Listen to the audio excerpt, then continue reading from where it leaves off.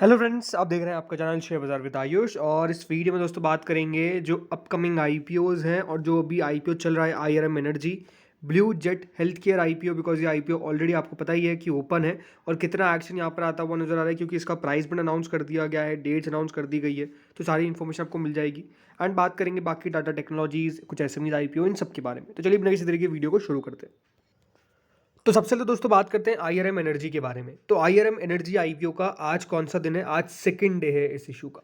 आज इस आईपीओ का सेकंड डे है और कल ये आईपीओ क्लोज हो जाएगा। 480 से 505 रुपीज़ का कंपनी ने इस आईपीओ का प्राइस बैंड रखा है। लॉट साइज करीबन 29 शेयर्स का आपको देखने को मिल जाएगा। इस आईपीओ का इशू साइज 545 करोड़ का है, जिसमें से फ्रेश इशू है पूरा का पूरा, यानी 545 करोड़ का ये फ्रेश इशू है। दोस्तों इसमें एम्प्लॉयज़ के लिए भी डिस्काउंट रखा गया है। अगर आप कंपनी की एम्प्लॉय है तो आपके लिए 48 रुपीज़ पर शेयर का कंपनी ने डिस्काउंट भी रखा है, तो वो भी आप चाहे तो इस डिस्काउंट का फ़ायदा उठा सकते हैं।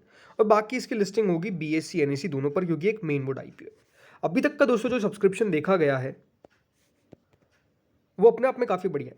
क्यू का जो पोर्शन है वो ऑलमोस्ट 1.08 टाइम सब्सक्राइब हो चुका है, जिसमें कुल मिला के क्यू ने 115 करोड़ के आसपास लगाए। अगला दोस्तों आता है एच का, जिसको नॉन इंस्टीट्यूशनल बायर्स भी हम कहते हैं। 5.36 टाइम दोस्तों नॉन इंस्टीट्यूशनल बायर्स का पोर्शन सब्सक्राइब हो चुका है, जो ऑलमोस्ट 429.77 करोड़ है, जिसमें से बिग एच ने 4.62 टाइम्स एंड स्मॉल एच ने 6.83 टाइम्स लगाया। याद रखिएगा, स्मॉल एच की बिड जो होती है बिलो 10 लाख की, और जिनकी बिड अबाउट 10 लाख की होती है वो होते हैं बिग एच। तो ये दो बड़ा डिफरेंस होता है। बाकी जो रिटेल कैटेगरी है वो 3.40 टाइम अभी तक सब्सक्राइब हो चुकी है। कुल मिला के 635 करोड़ के आसपास रिसीव हो चुके हैं from the retail portion. Employ portion अकेला ऐसा है जो अभी तक सब्सक्राइब नहीं हुआ है। मुझे समझ नहीं आ रहा है कि एम्प्लॉय कैटेगरी क्यों पैसा नहीं लगा रही है, बिकॉज एक गुना तो बढ़ जाना चाहिए था, बट ठीक है। 8.35 करोड़ रिसीव हुए, कुल मिलाकर 3.09 टाइम्स ये इशू जो है वो सब्सक्राइब होने में कामयाब हो चुका है, और कंपनी को 1189 करोड़ रुपए ऑलरेडी रिसीव हो गए।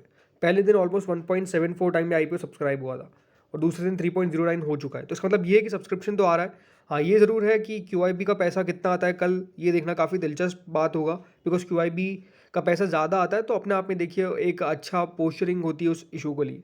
लेट्स सी होता क्या है, राइट।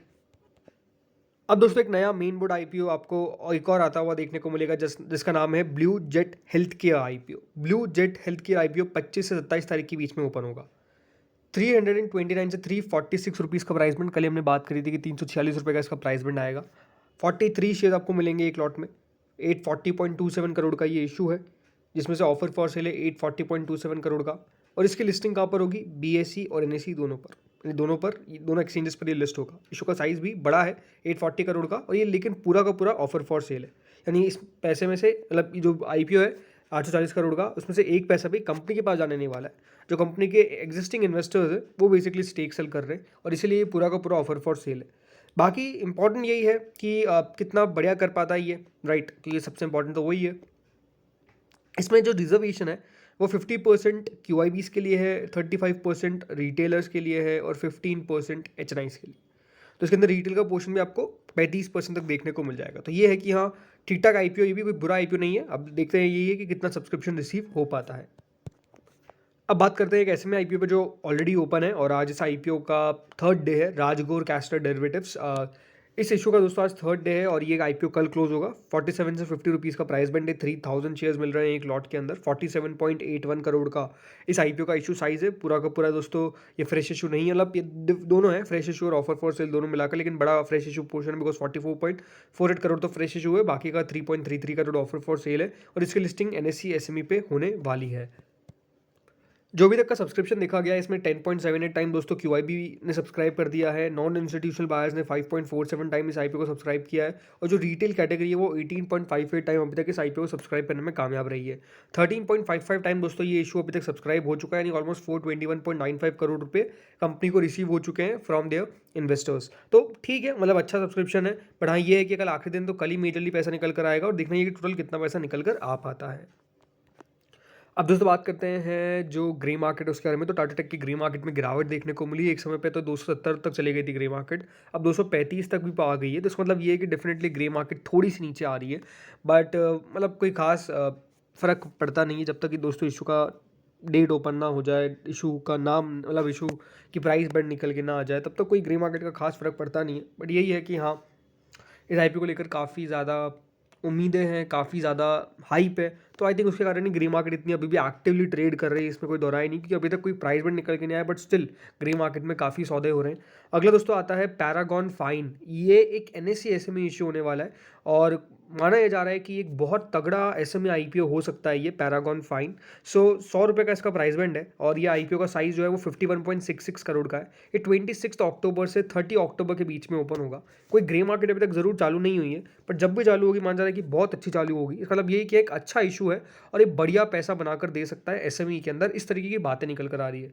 अब लेट्स सी ग्रे मार्केट कितने पर ओपन होती है। अभी तक मैंने कंपनी की पूरी जानकारी हासिल नहीं करी है, तो मैं आपको नहीं कह सकता कि किस तरीके की कंपनी है। जस्ट जो मैंने सुना है वो आपको मैंने बता दिया, बट अगेन जब इसके बारे में हम पूरा डिटेल में समझेंगे तब बात करेंगे। अगला दोस्तों इशू आता है ब्लू जेट हेल्थ केयर। जैसे मैंने बताया मेन बोर्ड IPO है, ओपन होने वाला है 25 तारीख से।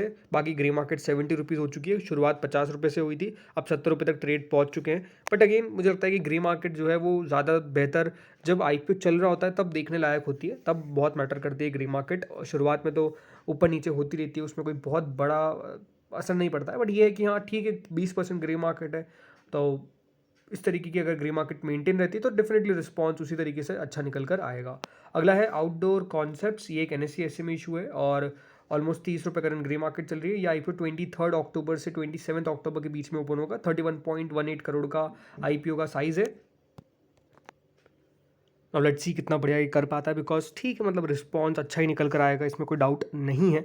बट लेट्स सी होता क्या है। अगला है IRM एनर्जी का IPO का ग्रे मार्केट करीबन 52 रुपये तक चल रहा है। अब आज इसकी ग्रे मार्केट में बहुत गिरावट आई थी, आज 45 रुपीज़ तक का लो बनाया इसकी ग्रे मार्केट ने, और उसके बाद फिर 52 आ चुका है। बट स्टिल जो सब्सक्रिप्शन है वो आई थिंक बहुत बढ़िया है, कोई प्रॉब्लम नहीं है खास। और आई थिंक इसी तरीके की अगर सब्सक्रिप्शन आता है तो फिर क्या ही दिक्कत है। IPO ऑलरेडी फुली सब्सक्राइब तो हो ही चुका है, तो ऐसा कोई खास प्रॉब्लम है नहीं।